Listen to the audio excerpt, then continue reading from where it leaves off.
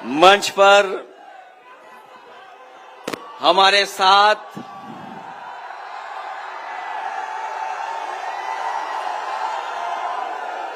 यहां से जिनको आपने ऐतिहासिक वोटों से जिता करके भेजा था, लोकसभा में सांसद, पूर्व मंत्री, समाजवादी पार्टी के बहुत ही वरिष्ठ और सम्मानित नेता आदरणीय अवधेश प्रसाद जी,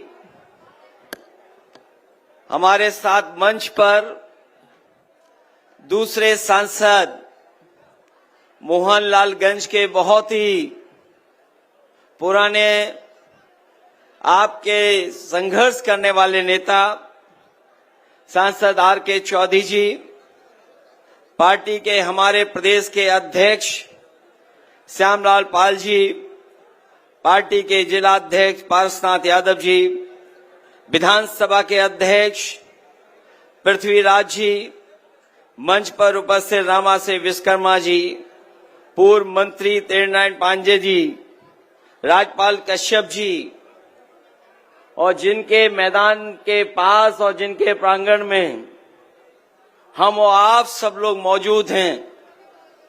यहां पर बहुत सारे ऐसे साथी नेता हैं जो आनंद सेन जी के पिताजी के साथ वर्षों रह करके संघर्ष करने का काम किया है। मिरसेन यादव जी की धरती पर हमें और आपको मिलने का जो मौका मिला है, मंच पर उपस्थित आनंद सेन जी, संजय विद्यार्थी जी, पार्टी के प्रदेश के अध्यक्ष युवजन सभा अरविंद गिरी जी, प्रदेश अध्यक्ष अल्पसंख्यक सभा शकील नदवी जी, रामकन्ना निर्मल जी, लालदेव चौरसिया जी, सुरेश यादव जी विधायक, महेंद्र यादव विधायक जी, गौरव रावत जी, वैद्यनाथ दुबे जी, अभिषेक यादव, रामजी पाल जी, बलराम मौर्य जी, अंकुर सेन जी प्रमुख, नौजवान नेता अंकुर सेन जी, हमारे साथ मंच पर उपस्थित जिनको हमारे साथी समय समय पर सुनते हैं और समय समय पर बहुत जानकारी देने का काम करते, प्रोफेसर लक्ष्मण यादव जी, मोहम्मद अली साहब, अनीश शुक्ला जी, प्रियंक विजय त्रिपाठी जी, चंद्रकांत साहू जी, हमारे पार्टी के सांस्कृतिक प्रकोष्ठ के प्रदेश के अध्यक्ष धर्मेंद्र सोलंकी जी, मंच पर उपस्थित CL वर्मा जी, अरविंद सिंह जी गोप से लेकर के मैं बहुत सारे अपने समाजवादी नेता देख रहा हूं जो मंच पर हैं। सभी समाजवादी नेता जो मंच पर हैं, संगठन के सभी पदाधिकारी, इस चुनावी जनसभा में उपस्थित हमारे बड़ी संख्या में आदरणीय बुजुर्ग, माताएं, बहनें, नौजवान साथी, पत्रकार बंधुओं, मैं सबसे पहले मिल्कीपुर विधानसभा और अयोध्या जिले के अपने सभी समाजवादी साथियों का बहुत बहुत धन्यवाद और आभार प्रकट करना चाहता हूं। मैं देख रहा हूं कि हमारे सामने और बाएं से लेकर के मंच के बिल्कुल पीछे तक और दूर दूर तक हम लोगों को लोग दिखाई दे रहे हैं। जहां हेलीकॉप्टर की बैरिकेडिंग है उसके पीछे भी, और उसके पीछे खेत में छत पर भी लोग दिखाई दे रहे हैं। ये मिल्कीपुर विधानसभा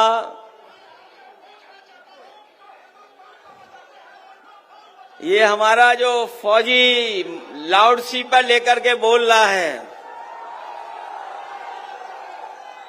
हम और आप लोगों को तो परेशान भारतीय जनता पार्टी ने किया ही है, लेकिन ये हमारे फौजी को बहुत सताया है भारतीय जनता पार्टी ने। बताओ हमारे फौजी भाई फौजी भाई सुनाई दे रहा है कि नहीं दे रहा है ये बताओ पहले। ये सुनाई दे रहा है फौजी भाई? आपको बहुत सताया है कि नहीं सताया ये बताओ पहले। ये वो लोग हैं, ये वो लोग हैं जो भारतीय जनता पार्टी से सताए हुए लोग हैं। इनकी नौकरी छीन ली, लेकिन ये नौजवान अपनी वर्दी पहन करके अभी भी न्याय की लड़ाई लड़ रहा है। अभी वर्दी नहीं उतारी उसने, भारत का झंडा हाथ में लेकर के और समाजवादी सभा में आकर के भारतीय जनता पार्टी को हराने आया है। मैं आज ये कह सकता हूं कि हमारे पीडीए के प्रत्याशी अजीत प्रसाद यहां से जीत करके जा रहे हैं और एक आध वोट से नहीं जीत करके जा रहे हैं। जितना हमारे कार्यकर्ताओं ने यहां खड़े हुए लोगों ने मेहनत की है, हमारे संगठन के लोगों ने जितना काम किया है और यहां पर खड़ी हुई जनता जो हमें समर्थन देने आई है, ये बता रही है कि इस बार मिल्कीपुर के लोग मिलकर के ऐतिहासिक वोटों से अजीत प्रसाद को जिता करके लोकसभा में भेजने का काम करेंगे। ये चुनाव, मिल्कीपुर का चुनाव ऐतिहासिक चुनाव होने जा रहा है। यहां पर जितने लोग हैं वो सब जानते होंगे कि देश में और खासकर उत्तर प्रदेश में एक ही चुनाव हो रहा है। वैसे तो इस चुनाव को जो और उपचुनाव थे उनके साथ हो जाना चाहिए था, लेकिन किन्हीं कारणों वो चुनाव हो नहीं पाया। जिस समय 10 चुनाव होते तो आपका मिल्कीपुर का भी चुनाव हो जाता, लेकिन बीजेपी ने जानबूझ करके चुनाव नहीं होने दिया। वो जानते थे कि मिल्कीपुर की जनता समाजवादियों का साथ कभी छोड़ नहीं सकती है, इसलिए उन्होंने चुनाव टाला। हम लोग भी इंतजार करते रहे कि कब तक टालेंगे, कब तक टालेंगे। जो चुनाव से भागेंगे जनता उनसे हिसाब किताब कर करके उन्हें मिल्कीपुर से बाहर निकालने का काम करेंगे। ये चुनाव जो होने जा रहा मिल्कीपुर का चुनाव, ये चुनाव नहीं चुनौती है। मिल्कीपुर का चुनाव तो है ही है, नहीं चुनौती भी है। ये चुनाव जनता बनाम शासन होने जा रहा है।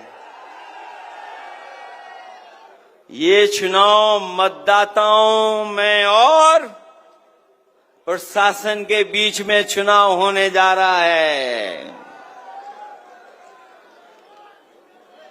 ये चुनाव न केवल अभी के परिणाम का संदेश होगा, बल्कि आने वाले समय में राजनीति की क्या दिशा उसका भी परिणाम और उसका भी संदेश मिल्कीपुर से जाने वाला है। मैं तो आज अपने कार्यकर्ता नेताओं से और मिल्कीपुर की जनता से आज मिलने आया हूं, लेकिन कई लोग गिनती कर करके बता रहे थे कि मिल्कीपुर के परिणाम की वजह से लखनऊ वालों को नींद नहीं आ रही है। वैसे तो जब से अयोध्या हारे हैं भारतीय जनता पार्टी के लोग सो नहीं पा रहे हैं। जब एक करवट लेकर के सोने की कोशिश करते हैं तो उन्हें उत्तर प्रदेश की हार याद आ जाती है, और जब वो दूसरी करवट लेटते हैं तो अयोध्या की हार उन्हें याद आ जाती है। आपने देखा होगा जिस समय लोकसभा में हम लोग पहुंचे थे, एक तरफ तो जीत का उत्साह था, जीत के उत्साह के साथ साथ आपके सांसद अवधेश प्रसाद जी से सब लोग मिलना चाहते थे। मैंने तो कई मौकों पर, कई जगह पर लोकसभा के आसपास सांसदों को चलते हुए, कुछ लोगों को सेल्फी तस्वीर खींचते हुए देखा। ये सम्मान अगर किसी ने बढ़ाया समाजवादी पार्टी का, तो हमारी अयोध्या की जनता ने समाजवादी पार्टी का सम्मान बढ़ाने का काम किया। और इसीलिए आपने देखा होगा हमने अपने आगे बैठाया उनको साथ। जब से आगे बैठाने लगे हैं, कई लोगों को बहुत सारे अलग अलग तरह के दर्द उठ रहे हैं। उन्हें समझ में नहीं आ रहा कि क्या कहें, उन्हें समझ में नहीं आ रहा है। उनके वो भटक चुके हैं। वैसे तो पूरा देश, दुनिया में महाकुंभ की चर्चा हो रही है, जो कहने को 144 साल बाद हो रहा है, लेकिन हमारे बहुत सारे जागरूक पत्रकार और जो एस्ट्रोनॉमी को समझते होंगे, नक्षत्रों की जानकारी रखते होंगे, वो जानते होंगे हर कुंभ 144 साल बाद ही होता है। कुंभ जो हो रहा है, जहां पर लोग जगह जगह से, पूरी देश से लोग चल करके आए थे, एक वो कुंभ है और दूसरा मिल्कीपुर का यहां पर समाजवादियों का कुंभ हो रहा है। और ये जो हमारे मिलने का, एक दूसरे के साथ खड़े होने का जो मिलन का कुंभ है, ये एक बार फिर सांप्रदायिक राजनीति को हमेशा हमेशा के लिए खत्म करने का काम करेगा।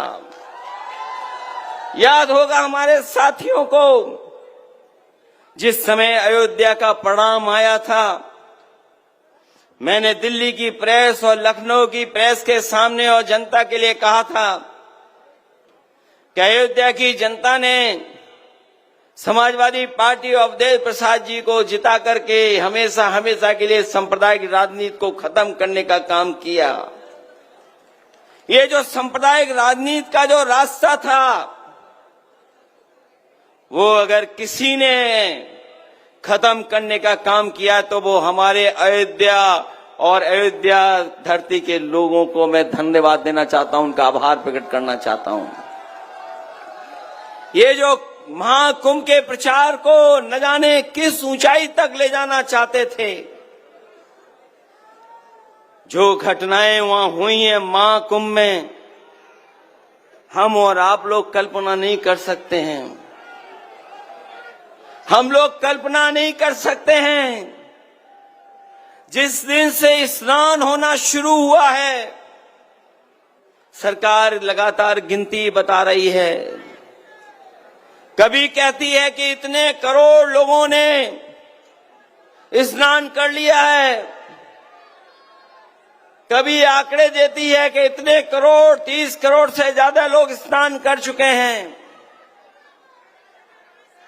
जब हम और आप लोग लौट करके जाएंगे तो आपको, हम लोगों को नए आंकड़े मिलेंगे कि इतने करोड़ लोगों ने स्नान कर लिया है। जो करोड़ों के आंकड़े दे रहे हैं, और मैंने सुना था उनका भाषण अयोध्या में भी 16 करोड़ लोग आ चुके हैं, दर्शन कर चुके हैं। जो सोचिए करोड़ों का हिसाब किताब दे रहे हैं, वो वहां पर जिन लोगों की जान गई उनकी गिनती नहीं दे पा रहे हैं, उनके आंकड़े नहीं दे पा रहे हैं। ऐसा कभी नहीं हुआ था, ऐसा कभी नहीं हुआ। और जब कभी भी हुआ है तो उस समय की सरकारों ने स्वीकार किया है। ये पहले मुख्यमंत्री हैं जो सच्चाई को स्वीकार नहीं कर रहे हैं। कहते हैं कि हम 3 बजे से उठ करके इस पूरा इंतजाम देख लेते हैं,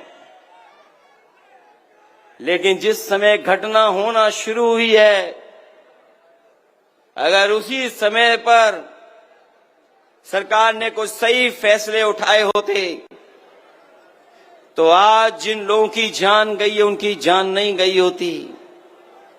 कभी आप कल्पना कर सकते हो, जो करोड़ों गिन ले रहे हैं उन्हें 17 घंटे लगे सच बोलने पर, गिनती बताने पर, और जो अभी 30 की गिनती दी है वो गिनती सही नहीं है। वहां से जो जानकारी आ रही, जो सूचनाएं आ रही हैं, अभी भी बहुत सारी ऐसे लोग अपने परिवारजनों को ढूंढ रहे हैं, वो शायद मिल जाए हमें। 100 घंटे से ज्यादा हो गए हैं। जो लोग कह रहे थे कि हमने 100 करोड़ लोगों के आने का इंतजाम किया है, वो सोचिए कुछ करोड़ लोगों के सही से स्नान भी नहीं करा पाए। जो लोग आए थे उस रात, करोड़ों करोड़ों लोग बिना स्नान के चले गए। कोई संगम में नहीं पहुंच पाया। कोई भी इंतजाम सरकार नहीं कर पाई। ऐसा पहली बार हुआ होगा जहां पर करोड़ों लोगों को बुलाया हो, लेकिन स्नान करने का मौका उनको नहीं मिला, उन्हें वापस खदेड़ दिया गया। जो तस्वीरें आई हैं, वीडियो आए हैं, हमारे मुख्यमंत्री याद रखना, वो कम पढ़े लिखे या ज्यादा पढ़े लिखे इसका आकलन आप कर लो। ये जितना भी नौजवान खड़ा है ये जानता है सोशल मीडिया पे क्या चल रहा है, क्या खबरें चल रही हैं। ये बड़े बड़े अखबार वाले चाहे ये बड़े बड़े टीवी चैनल वाले पैकेज के इशारे पर सही खबरें दिखाएं न दिखाएं, लेकिन हम उन तमाम लोगों को बधाई देना चाहते हैं जिन्होंने कम से कम सच्चाई सामने लाने का काम किया है। कई लोग घूम रहे हैं, भटक रहे हैं। कोई बेटी अपनी मां को ढूंढ रही है, कोई भाई को ढूंढ रहा है, कोई अपनी ददिया ससुर को ढूंढ रहा है, कई बहनें अपने पिता को ढूंढ रही हैं। एक बेटा अपने पिता की तस्वीर लेकर के मोबाइल पर घूम रहा है कि उसके पिताजी मिल जाएं, कोई बता दे कहां हैं, लेकिन अभी भी सरकार बताने के लिए तैयार नहीं है। बताइए आप, क्या यही सरकार जो 100 करोड़ के इंतजाम के साथ खड़ी थी, वो कुछ करोड़ लोगों को स्नान भी नहीं करा पाई, और आज भी मरने वालों के आंकड़े सही नहीं दे पा रही है। न मरने वालों के आंकड़े सरकार दे पा रही है, और जो लोग खो गए हैं महाकुंभ में, उन लोगों की भी जानकारी नहीं दे पा रही है। मैं इस मौके पे कहना चाहता हूं, लोग वश से नहीं विचार से योगी होते हैं। कुछ लोग समझते हैं कि वस्त्र पहनने से ही योगी हो जाते हैं। लोग वस्त्र से नहीं विचार से योगी होते हैं। जो सत्य के रास्ते पे चले वही योगी है, और वो जो सत्य को छिपाए वो कभी योगी नहीं हो सकता है।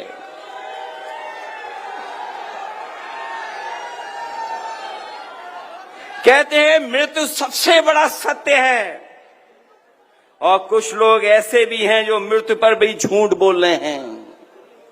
हम और आप लोग हैं, बताओ मृत्यु से बड़ा कोई सत्य हो तो बता दो। और कुछ लोग ऐसे हैं जो मृत्यु पे भी झूठ बोल रहे हैं। इसलिए हम उन्हें कहना चाहते हैं कि कम से कम जो लोगों की जान गई है उनके कम से कम आंकड़े सही दे दो, अगर आप सत्य बोलते हैं, अगर सत्य के रास्ते पर हैं। और सतयुग से लेकर के कलयुग तक आप पूरी जानकारी कर लो, हमारे सनातन परंपरा कभी नहीं टूटी। संत महात्मा साधु समाज मुहूर्त के हिसाब से शाही स्नान करते हैं, उसमें नक्षत्रों का हिसाब से सहयोग बनता है। जब नक्षत्रों का सहयोग बनता है तभी शाही स्नान होता है। शाही स्नान का मुहूर्त भी होता है। हमारे तमाम साथी जानते होंगे, हिंदू समाज में तारीख और मुहूर्त दोनों निकाले जाते हैं, और उसी के हिसाब से हमारे शाही स्नान करते हैं। लेकिन पहली बार ऐसा हुआ होगा कि सनातन परंपरा को टूटने का काम अगर किसी ने किया है, तोड़ने का काम तो इस सरकार ने किया है। हादसे में छिपाए करके हादसे को छिपाया इन्होंने हमारे देव तुल्य, हमारे धरती के देव साधु संतों से छिपाने का काम किया, और इन्होंने आदेश दिया खाड़े लोगों को कि शाही स्नान के लिए जाइए। ये जो लोग सच नहीं बोल पा रहे हैं वो कभी भी जनता के पक्ष में कोई फैसला नहीं लेंगे। जो लोग घबराए होते हैं, गुस्से में होते हैं, खिसिया जाते हैं, वही ऐसी भाषा का इस्तेमाल करते हैं। मैं अपने अवधेश प्रसाद जी का दुख समझ सकता हूं। जो घटना फैजाबाद अयोध्या में हुई है, दुनिया में कोई कल्पना नहीं कर सकता है कि ऐसी भी घटना हो सकती है। आज जो लोग अपनी बेटी को ढूंढने निकले, उन्हें से लाश मिली, और लाश से पहले उस बेटी के वस्त्र मिले, और जिस हालत में उस बेटी के साथ जो हुआ कोई देख नहीं सकता, वो तस्वीरें उसके बारे में जानकारी नहीं कर सकता है। स्वाभाविक है, एक पिता, एक भावुक व्यक्ति जिसका इतना लंबा सफर राजनीति कर रहा हो, अगर परिवार के लोगों का दुख समझ करके अगर उन्हें रोना आ गया, दुख हो गया उन्हें, तो सोचो हमारे वस्त्र पहनने वाले लोगों ने क्या कहा। उन्होंने क्या कहा, आप में से बहुत सारे लोग जानते होंगे। वो कहते हैं कि हम लोग ढोंग कर रहे हैं, हम समाजवादी लोग हैं, दुख और तकलीफ में खड़ा होना जानते हैं, अन्याय होता है खड़ा होना जानते हैं। यहां पर जितने लोग हैं वो जानते होंगे, मृत सेन यादव भी जब कभी भी कहीं कोई अन्याय हुआ होगा तो वो खड़े हो गए होंगे जाकर के। दुख तकलीफ परेशानी, जेल में रहना पड़ गया लेकिन पीछे नहीं हटे, अन्याय के खिलाफ लड़ते रहे। वही समाजवादी लोग हम लोग हैं। बेटी के साथ जो कुछ हुआ है, और ये केवल घटना अयोध्या की नहीं, मैं अपने आंकड़ों के हिसाब से कह सकता हूं, और यहां पर जितना नौजवान खड़ा है जो मोबाइल को चलाना जानता है, गूगल करना जानता है, वो जानकारी कर लेना आंकड़ों के हिसाब से आज सबसे ज्यादा अन्याय, उत्पीड़न और घटनाएं बेटियों के साथ कहीं हो रही हैं, तो यही मुख्यमंत्री हैं जिनकी सरकार में सबसे ज्यादा अन्याय हो रहा है। पूरे देश में नंबर 1 पर हैं, पूरी देश में नंबर 1 पर है। और ये ऐसे सरकार के मुख्यमंत्री हैं, हर चीज छिपा लेते हैं, ये छिपाना जानते हैं, लेकिन कोई काम करना नहीं जानते हैं।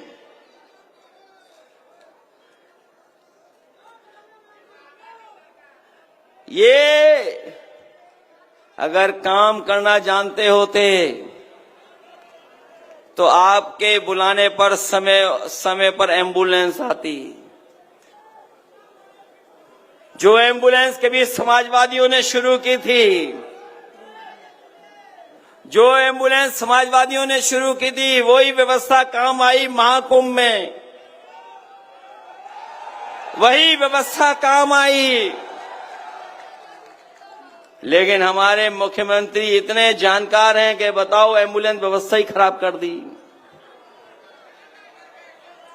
जो पुलिस को दी थी व्यवस्था हम लोगों ने चलाने की 100 नंबर की, वो 100 नंबर भी 112 कर दिया। और 112 करने के बाद आप जानते होंगे, आप लोगों से हिसाब किताब होता है, तभी कुछ न्याय मिलता है, तभी कुछ कार्रवाई होती है। ये जो भ्रष्टाचार उत्तर प्रदेश में बढ़ा, इसकी आप कल्पना नहीं कर सकते हो। भ्रष्टाचार कहां पहुंच गया है। सुनने में आया है कि सरकार के बहुत सारे लोग महीनों से पड़े हुए हैं, कई मंत्रीगण घूम रहे हैं यहां पर, कई मंत्री घूम रहे हैं, लालच भी दे रहे होंगे और डरा धमका भी रहे होंगे। ये इनके चुनाव लड़ने का तरीका है। मैं ये भी जानता हूं कि ऊपर से नीचे सब अधिकारी इन्होंने चेक कर लिए हैं। इन्होंने ऊपर से नीचे तक सब अधिकारी चेक कर लिए हैं। एक दिन मैंने अपने एक्स पर लिख दिया कि अयोध्या में इतने अधिकारी पोस्ट हैं, तो यहां सरकारी लोगों को इशारा आया होगा लखनऊ से कि जो एक्स पे लिखा है, वो एक्स पे ऐसा लिखा है, इसका जवाब आप दीजिए। जब उन्होंने मेरा एक्स पे लिखे हुए का जवाब दिया, मैंने कहा कि 13 में से केवल 3 पीड़ित परिवार के अधिकारी हैं, तो उन्होंने कहा कि काबिलियत के हिसाब से पोस्टिंग होती है। काबिलियत के हिसाब से पोस्टिंग होती है। उसके बाद हमने दोबारा एक्स पे डाल दिया कि जो अयोध्या में एसओ पोस्ट हैं, इसमें बताओ पीड़ित परिवार के कितने हैं। जब से मैंने वो पोस्ट किया है, लखनऊ से लेकर के अयोध्या के अधिकारियों को सांप सूंघ गया है, जवाब नहीं दे पा रहे हैं। और जो लोग हमारे सोशल मीडिया को देखने का तो टाइम है उन पर, सुनने में आया है कि यहां पर आए थे हमारे मुख्यमंत्री जी, वो 9 बार तो आए हैं और लगभग 9 मंत्री भी भेजे हैं और लगभग 9 मंत्रियों से गुप्त बैठक भी कराई है कि प्रधानों को कैसे डराना है, कोटेदारों को कैसे डराना है। हमारे शिक्षक भाई हैं, उनमें भी उन्होंने ऑर्डर एक साथ नहीं किया। जिनकी ड्यूटी लगी उनको ऑर्डर एक साथ नहीं किया। सुनने में आया एक एक कर करके ड्यूटी दी है। बीएलओ पहले ही हटा दिए, पर्ची भी छीन ली गई, पर्ची नहीं दी गई। तो ये बताओ, ये कौन सा लोकतंत्र चल रहा है जिसमें इस बात की घेराबंदी चल रही है कि हम समाजवादी लोग वोट न डाल पाए?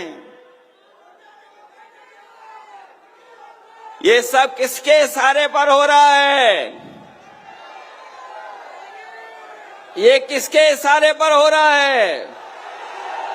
ये जो लखनऊ में बैठे हैं, ये लखनऊ में बैठे हुए ऑर्डर कर रहे हैं और इतने जानकार हैं चीजों के, आप कल्पना नहीं कर सकते। हर चीज जानते हैं वो, लेकिन जो काम उनका है वो काम नहीं कर पाते हैं। जो काम उनका है वो नहीं कर पाते हैं। हम पे और हमारे लोगों पे क्या आरोप लगा रहे हैं कि हम परिवारवादी हैं, हम परिवारवादी लोग हैं।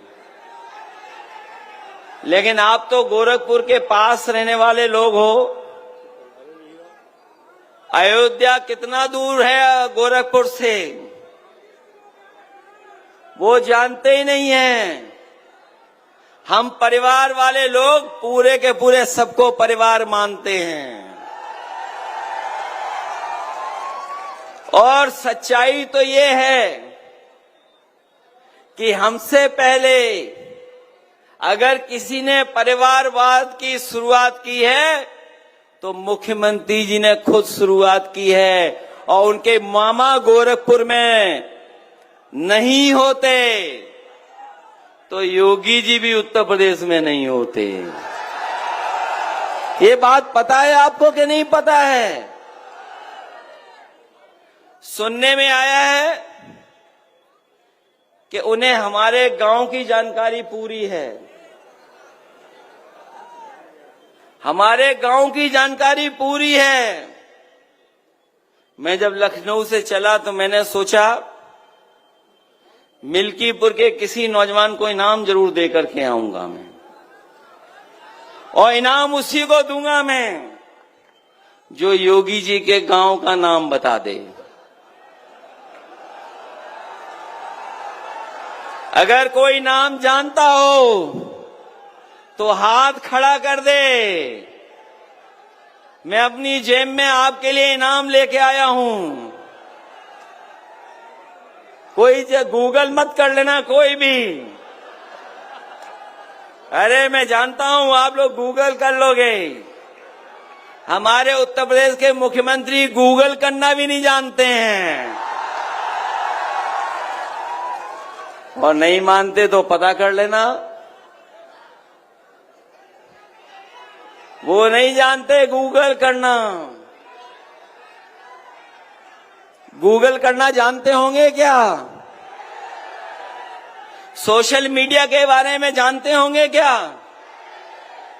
और अगर सोशल मीडिया के बारे में जानते होंगे तो केवल इतना टाइप कर दें कि हैशटैग महाकुंभ भगदड़। उन्हें पत्रकार और अखबारों की जानकारी से नहीं, उस सोशल मीडिया से पूरी जानकारी मिल जाएगी कि आखिरकार सच्चाई क्या थी, कितनी भगदड़ मची, कितने लोगों की जान चली गई, न जाने कितने लोगों की चप्पल छूट गई, कपड़े छूट गए, और जो सामान छूटा आप कल्पना नहीं कर सकते हो। उसको जेसीबी से उठा करके ट्रॉली में भर करके इन्होंने फेंकने का काम किया है।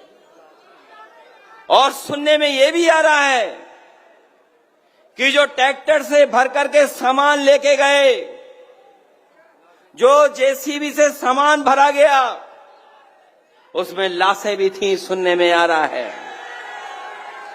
जो लोग कहते हैं कि हम लोग विकास के खिलाफ हैं, मैं उनसे कहना चाहता हूं अयोध्या के विकास के खिलाफ समाजवादी लोग कभी नहीं रहे, और ना हम हैं आपके विकास के खिलाफ।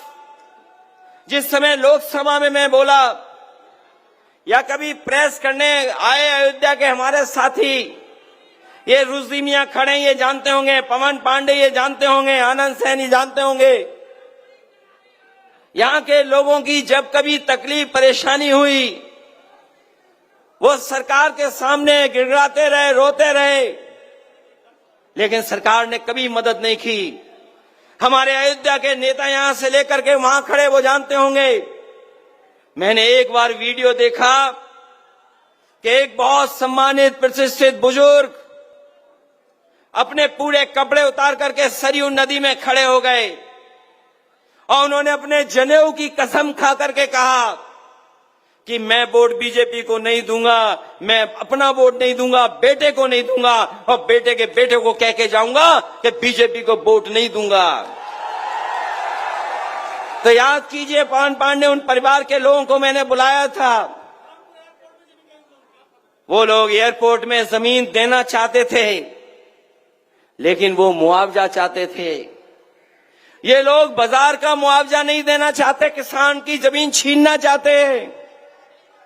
हम लोग किसान के साथ खड़े थे, हम लोग गरीब के साथ खड़े थे।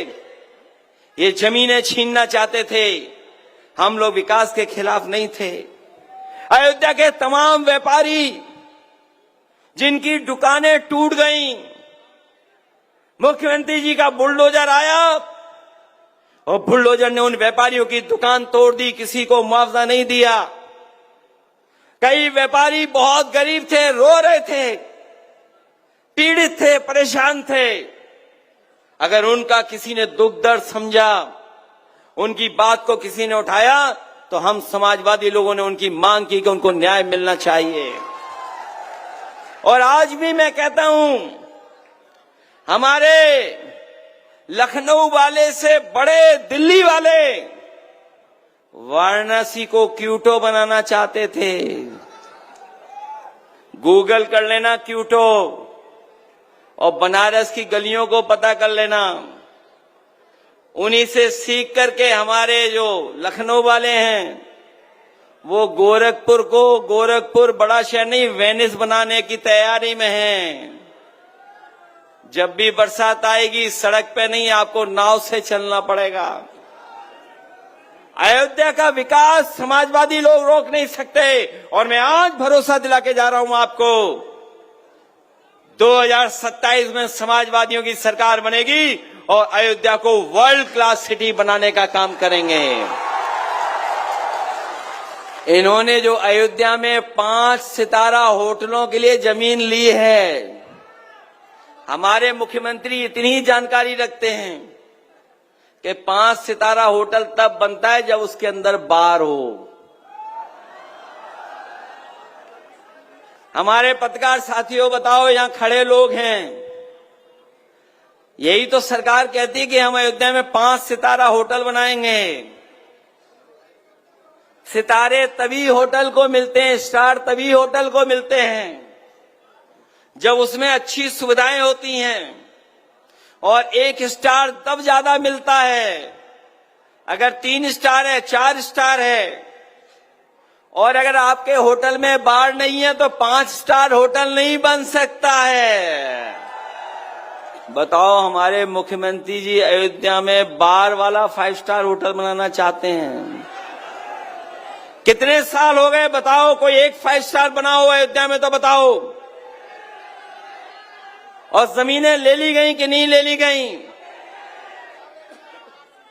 और अगर जो नारा दे रहे हैं हमारे मुख्यमंत्री जी, कोई नारा देते हैं कि खाली जमीन को लेकर के कोई नारा देते हैं, अरे हम तो उनसे कहेंगे सरकार हमारी नहीं है, अयोध्या की रजिस्ट्री सार्वजनिक कर दो, अपने आप पोल खुल जाएगी। कौन है सबसे बड़ा भूमाफिया? अगर कोई सबसे बड़ा भूमाफिया है उत्तर प्रदेश में, तो सब भारतीय जनता पार्टी के लोग हैं। बताओ, भारतीय जनता पार्टी के लोग भूमाफिया हैं कि नहीं हैं? और अगर लखनऊ वालों को नहीं पता है तो जानकारी करो, रजिस्ट्री ऑफिस, एक रजिस्ट्री बाहर निकालो, अपने आप जानकारी हो जाएगी कौन भूमाफिया है। भूमाफिया यही लोग निकलेंगे, भारतीय जनता पार्टी के लोग। कभी आपने मुख्यमंत्री जी को क्रिकेट खेलते देखा है आपने? कोई स्टेडियम नहीं बना पाए क्रिकेट का। एक स्टेडियम कभी नेताजी ने अयोध्या में दिया था, वो भी अभी पूरा नहीं हो पाया। हम आपको भरोसा दिलाते हैं अपने क्रिकेट प्रेमी और नौजवानों को, समाजवादी सरकार आएगी तो एकाना जैसा वर्ल्ड क्लास स्टेडियम यहां बनाने का काम करेंगे हम लोग। और मैं इसलिए बोल रहा हूं, इन्हें जब शपथ लेनी होती है तो देखते हैं कि समाजवादियों का स्टेडियम कौन सा है, उसी में शपथ लेंगे। बताएं कि समाजवादियों के बनाए हुए स्टेडियम में शपथ ली इन्होंने कि नहीं ली, बताएं हमें ये। इसलिए इनके चक्कर में मत पड़ना। ये हमारे आपके दुश्मन लोग हैं। जो लड़ाई कभी हम लोगों ने शुरू की थी संविधान की, वो संविधान की लड़ाई अभी खत्म नहीं हुई है। ये लोग संविधान के पीछे पड़े हुए हैं। जब जब इन्हें मौका मिलता है संविधान की धज्जियां उड़ाते हैं। सोचिए, हम आप लोग अपने बहुत सारे साथी जो पुराने समाजवादी हैं और आज भी जो लोग समाजवादी आंदोलन को मजबूत कर रहे हैं, वो जानते होंगे कि बाबा साहब भीमराव अम्बेडकर जी हमारे भगवान की तरह हैं। हम लोगों ने हमेशा उनको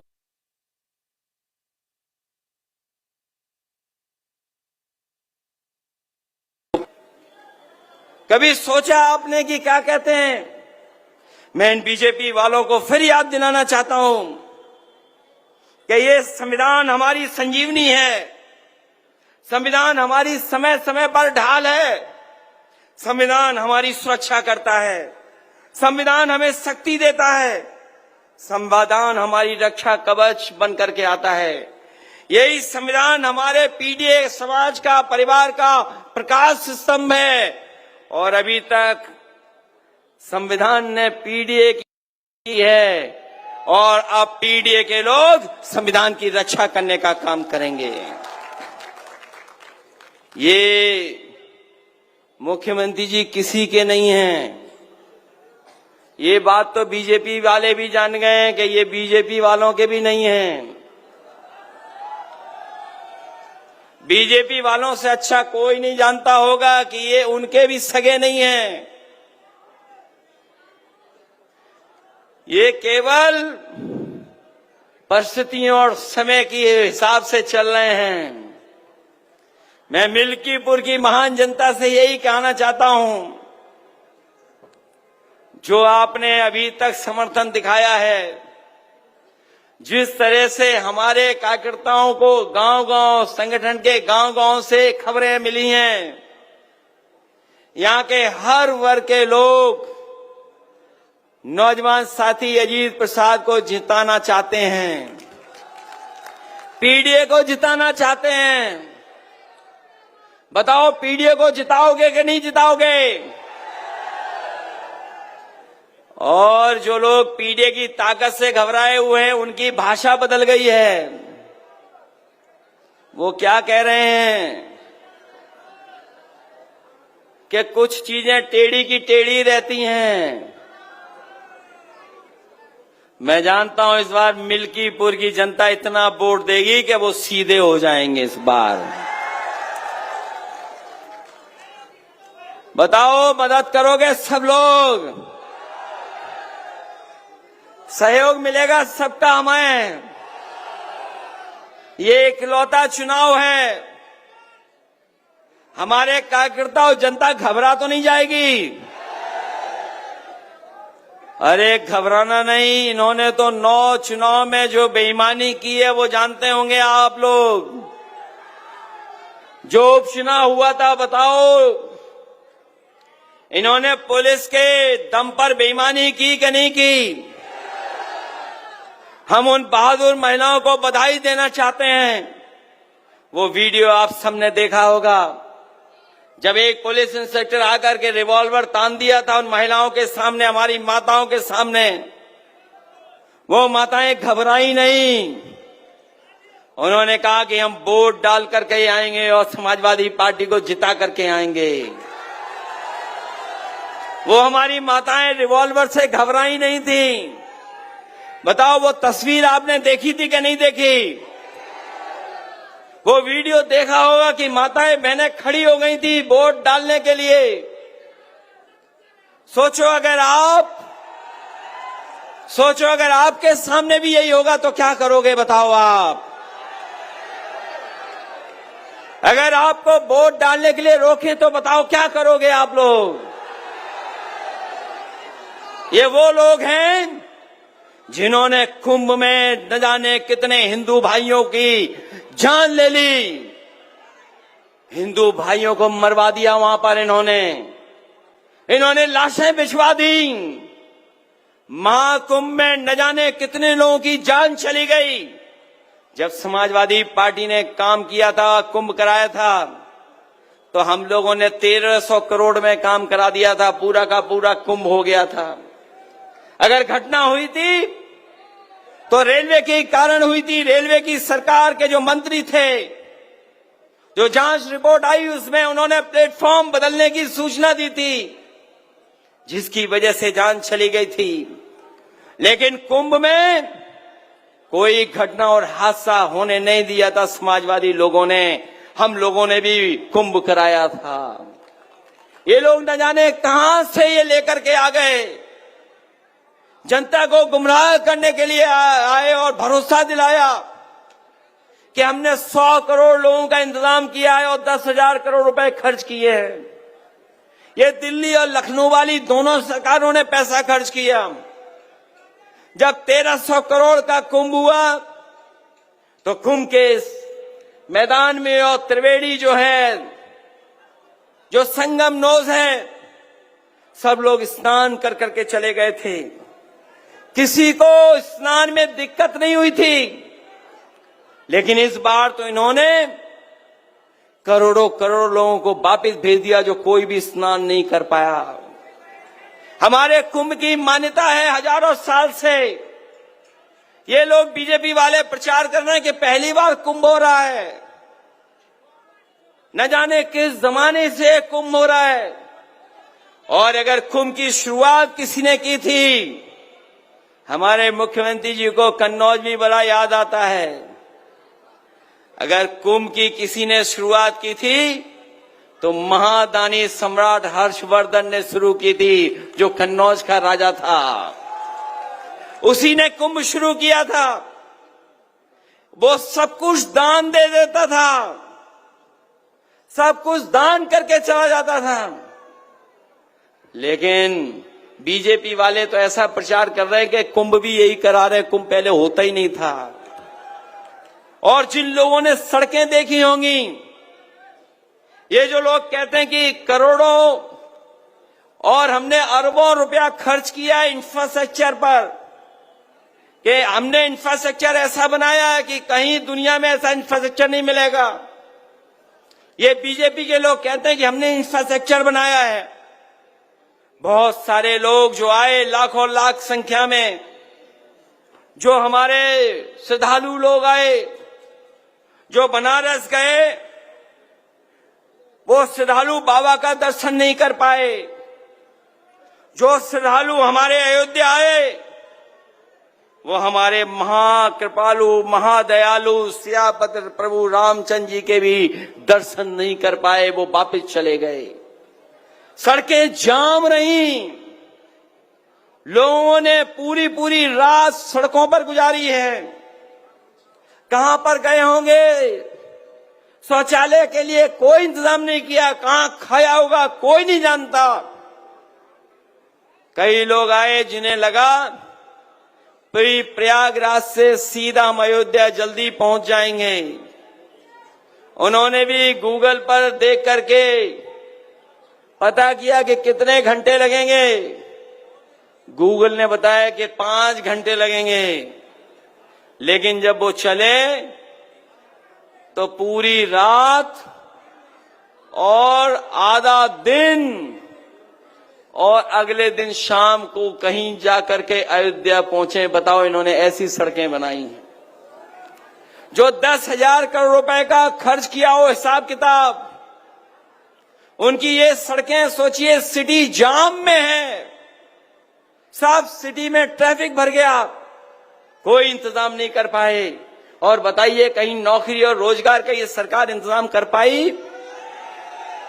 जो लोग कहते थे 40 लाख करोड़ का निवेश आया है, हमारे गरीब जानते ही नहीं है 1 करोड़ में कितने लाख हैं। कई बार अचानक पूछ लो किसी गरीब से गांव में कि 1 करोड़ में कितने लाख होते हैं, वो घबरा जाएगा, वो कौन नहीं बता पाए। हमारे मुख्यमंत्री जी कहते हैं कि 40 लाख करोड़ उत्तर प्रदेश में निवेश में आया है, 40 लाख करोड़। बताओ अयोध्या में अगर उस 40 लाख करोड़ की एक बूंद भी गिरी हो नौकरी और रोजगार के लिए तो बता दो आप। नौकरी रोजगार खत्म कर दिए, महंगाई बढ़ा दी और उत्तर प्रदेश को घाटे के बाद घाटे की तरफ ले जा रहे हैं। इसलिए हम अपने नौजवानों से विशेष अपील करना चाहते हैं कि नौजवानों, आपका भविष्य है आगे। ये सरकार रहेगी तो आपको रोजगार भी नहीं मिलेगा, नौकरी भी नहीं मिलेगी, और जो आप अपने सपने देखते हो, मेहनत कर करके आगे बढ़ना चाहते हो, वो भी आपके तमाम सपनों को तोड़ने का काम भारतीय जनता पार्टी कर रही है, केवल दिखावा कर रही है। इसलिए सावधान रहना। मैं आज के दिन आपसे मतदान करने के लिए सावधान करने भी आया हूं कि आप सब लोग मिलकर के सावधान रहना और मतदान के लिए तैयार रहना, वोट डालने के लिए। अगर वोटिंग अच्छी होगी तो मशीन क्या कर लेगी बताओ आप, और आप जब निकल पड़ोगे तो अधिकारी क्या कर लेंगे आपका, ये बताओ आप। मैं ये जानता हूं आपने सबने रामायण पढ़ी भी है, प्रभु श्री रामचंद्र जी के बारे में जाना भी है। सीता माँ कब चली गई थी बाहर लक्ष्मण रेखा छोड़ करके, तभी उनको रावण उठा ले गया था, भेष बदल करके कोई आया था। जब लक्ष्मण रेखा पार की थी तो सीता माँ को रावण उठा ले गया था, याद है कि नहीं याद है? ये जितने अधिकारी बैठे हैं सब सीमा रेखा तोड़ेंगे और लक्ष्मण रेखा तोड़ेंगे।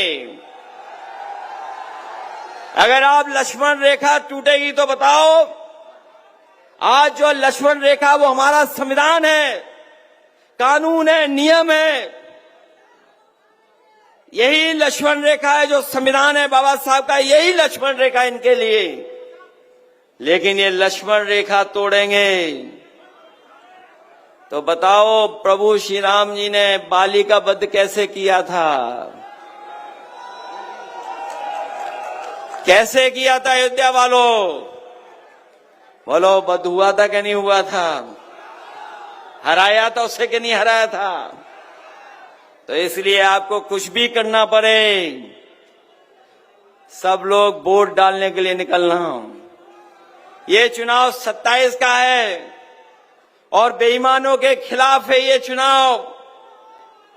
जो लोग लोकतंत्र खत्म करना चाहते हैं, जो संविधान खत्म करना चाहते हैं, जो हमारे आपके अधिकारों को छीनना चाहते हैं, जो लोग महंगाई बढ़ा करके मुनाफा बढ़ाना चाहते हैं कुछ लोगों का, उनके खिलाफ है। तो आप लोग तैयार हैं कि नहीं तैयार हैं आप लोग? इसलिए वोट डालना आप लोग।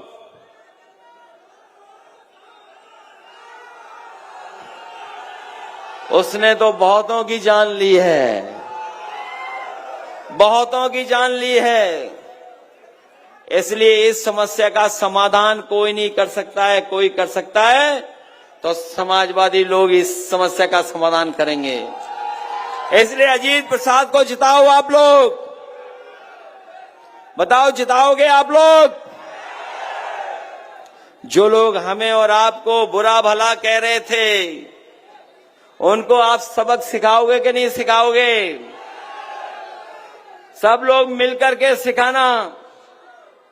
एक बार फिर अयोध्या से संदेश जाए कि अयोध्या के लोग सांप्रदायिक राजनीति को कभी पसंद नहीं कर सकते हैं। ये बाबा साहब भीमराव अम्बेडकर जी का रास्ता, डॉक्टर राम मनोहर लोहिया जी का रास्ता, नेताजी का जो रास्ता रहा है और अमित सेन यादव जी का जो रास्ता रहा है, उसी पे चल करके हम लोग अपनी पार्टी का सम्मान बढ़ाने का काम करेंगे। इसलिए मदद करिए आप सब लोग मिलकर के, और आप घबराइए नहीं। हमारे सांसद अवधेश प्रसाद जी ने जहां अपना एक आंसू गिराया, पुलिस भाग करके अपराधियों को पकड़ लाई। सोचिए आप। इसलिए इन्होंने न्याय दिलाया उस बेटी को, उस बहन को।